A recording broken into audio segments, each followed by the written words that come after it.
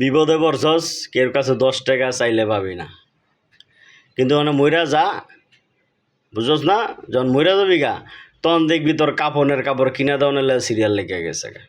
হ্যাঁ, গোর খোদনের লেগে টাকা দেওয়ান লাগবো, পাবলিকের অভাব নাই। লাশ লুয়ে যেতে বাড়িতে, আয় হায় চান্দা উঠেবে, একজনের 500-1000 করে দেবে, 50,000 টাকা জোগায় লাইছে। এনে কিন্তু স্বার্থ আছে। কি স্বার্থ জানোস?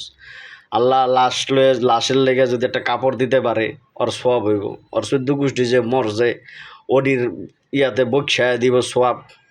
হ্যাঁ, এরপরে কাপড় কিনা দেবে, গাড়ি ভাড়া দিয়ে দিব, এটা সোয়াবের আশায় করবো বেটা। এখানে স্বার্থ বেটা, নিঃস্বার্থভাবে কেউ কিছু করে না।